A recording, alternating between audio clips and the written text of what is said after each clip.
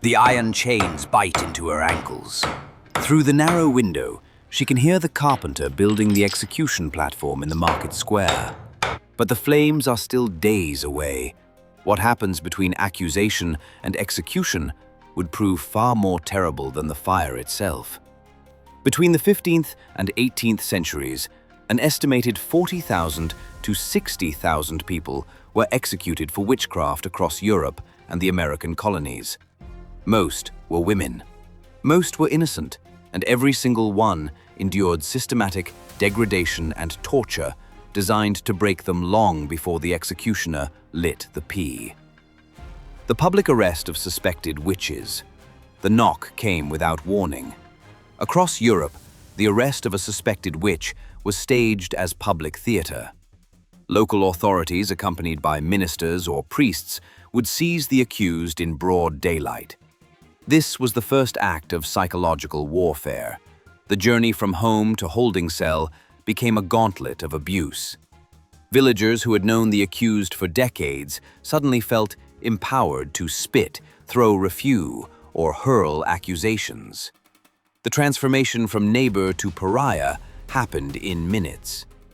In German territories under the Constitutio Criminalist Carolina of 1530, judges could initiate prosecution on their own authority. The accused became subject to a magistrate who served simultaneously as investigator, prosecutor, and judge. There was no impartiality. Women formed roughly 80% of those accused, most over age 40. They were midwives, healers, widows without male protection, or women who had made enemies. The accusations followed predictable patterns: cursing neighbors, consorting with the devil, causing crop failures. Misfortune demanded explanation, and the accused provided convenient scapegoats. Public humiliation, stocks, shackles, and shame before the flames. Before any trial, the accused faced deliberate public degradation. The stocks and pillory stood in every town square, wooden frames that immobilized victims by ankles, wrists, or neck. Locked in the stocks, the accused became public property. Passers-by were encouraged to mock and abuse them. Rotten vegetables were the kindest projectiles. Refuse, debris, and mud mixed with stones all found their way to the defenseless figure. Some remained in stocks for days, denied food or water, forced to soil themselves while crowds jeered. The pillory added another dimension of suffering. With head and hands thrust through wooden holes, victims stood bent forward in agonizing positions. The crowds could turn violent. Projectiles sometimes followed when mob fury peaked. Several victims perished while locked in restraints that prevented any defense. Heavy iron chains bound wrists and ankles. Prisoners were paraded through streets in these restraints, their shuffling progress drawing crowds. The psychological impact was calculated and complete.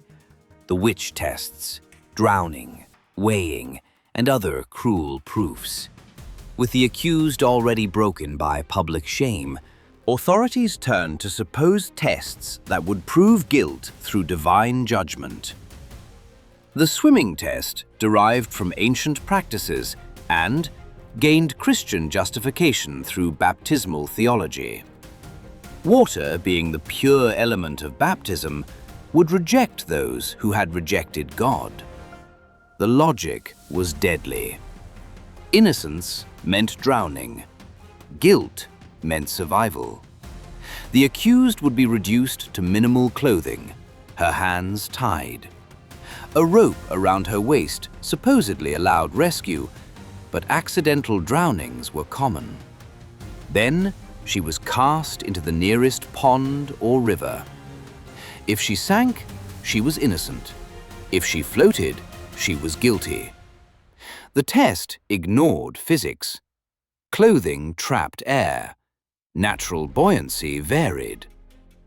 Matthew Hopkins used the swimming test extensively during his terror campaign from 1644 to 1647. Pricking for the devil's mark represented another grotesque practice. Satan supposedly marked his servants with a spot that felt no pain and would not bleed.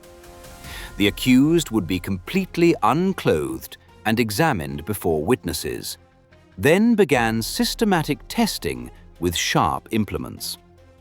Professional prickers emerged, many frauds who used retractable needles that never drew blood. The victim tested dozens or hundreds of times, with needles had no defense. Touch tests relied on possessed individuals who recovered when the accused touched them, proving the accused had caused the possession. Even reciting scripture became a test. Any stumble in the Lord's Prayer was recorded as proof the devil prevented holy words. Isolation and starvation, breaking the spirit before the body. Between arrest and trial, the accused languished in conditions designed to destroy them from within. Medieval prisons were holding cells where human beings were reduced to shadows. Stone-walled cells, small and damp, held the accused in nearly complete darkness. Sanitation did not exist. Human waste accumulated. Vermin thrived. Cold penetrated in winter, while summer heat turned cells into suffocating boxes. Food and water came irregularly, designed for survival, not sustenance. Many found themselves abandoned, their relatives too frightened to help. Starvation worked slowly, weakening bodies and minds. Heavy iron shackles remained in place throughout imprisonment, chained to walls. Sleep became torture. The constant weight of iron left deep wounds that festered. Isolation magnified every horror. Days and nights blurred into endless darkness. Torture chambers and confessions, the dark methods of extraction. When isolation failed to produce confessions, authorities escalated to direct torture. Under inquisitorial legal systems, confession was required for conviction. Since witchcraft left no evidence, torture became the tool for obtaining necessary admissions. The legal frameworks provided detailed prescriptions for when and how torture could be applied. The Malus Maleficarum, written in 1486, stressed the importance of confession, while noting the stubborn silence of witches. Torture was justified as necessary to overcome demonic influence that supposedly kept witches from admitting their crimes. Sleep deprivation was most common, used extensively because it was effective and left no marks. The accused would be kept awake for days through constant questioning, prodding, or being forced to walk endlessly in circles.